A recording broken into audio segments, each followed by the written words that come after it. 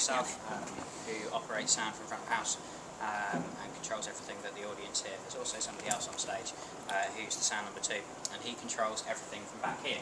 Basically, his sole responsibility is to make sure that whenever I open a microphone at front of house to hear it out there, that it's working. That includes all of the band stuff, all of the band kit's working, and that all of the microphones the cast wear are working. Okay, every member of cast wears a microphone like this, okay, in varying forms, varying different shapes and things, okay, and they literally just slot on over your ears, and they pull around, and they sit just next to the corner of the mouth. On a show like this, which is quite a sort of rocky musical, we can get away with microphones like this where they can be seen. They're small and quite discreet. You can't see them from the back of the auditorium, but you can see them from the front, and that means because it's quite a loud show, it enables us to get it loud enough and still sound good as well. They also wear one of these packs which transmits the sound over to this area, a little bit like a mobile phone, I guess you could say, except it'll only dial one number. And all the cast wear one of these, and they may wear it. Some of them wear it in a mic belt here somewhere. Some of the girls wear it in their wigs. You can hide that in a wig, in a stage wig, and you won't be able to see that it's there. Some of the girls have them in the bras. Rocky, during the show, and he wears a pair of pants. He wears it just there. So yeah, that's what happens. Hello, I'm Ollie Steele. I'm head of sound for the Rocky Horror Show.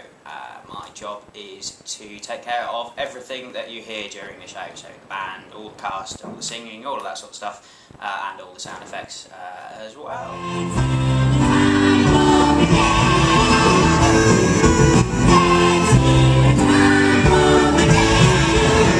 Just a jump to the left.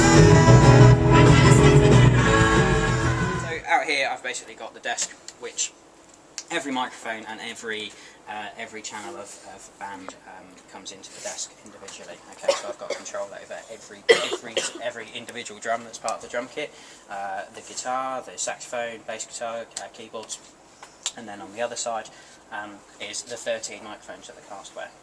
Now, the biggest thing that it does, which is probably the most crucial thing we need it to do, obviously I don't have enough hands to push all the microphones up at the same time for when people are singing. Okay, for when people are all singing at the same time. So we program it into such a way that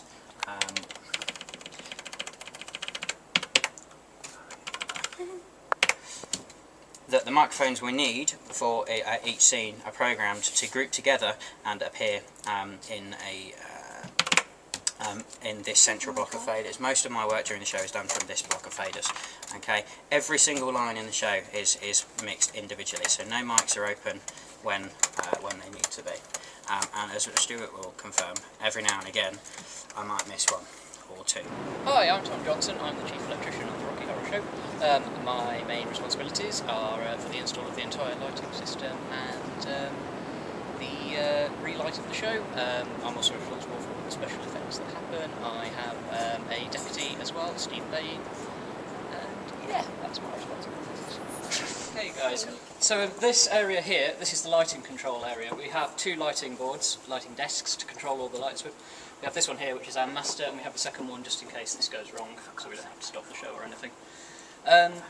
Like we say, we tour all of our lights with us. We have the most basic of ones, such as these, and I'm sure you've seen similar sort of things where we can put lighting filters in front of them to change the colours.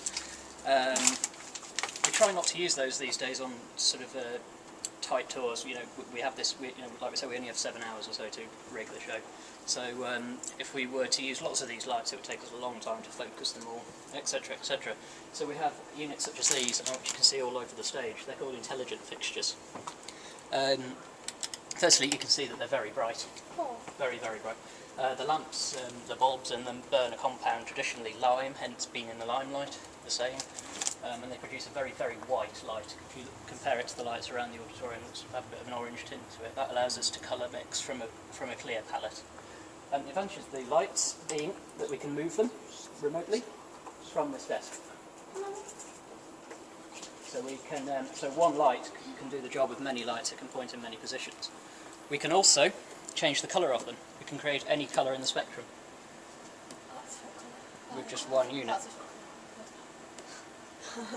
which is incredibly handy. We also use little metal discs with a pattern etched into them. We call these gobos. This is a big one for another type of lamp. Inside these units, tiny, tiny little ones. These have to be laser etched to be so precise. And these allow us to put little patterns into the lights. We can also, with those, we can rotate them and spin them, create effects, and so on and so forth.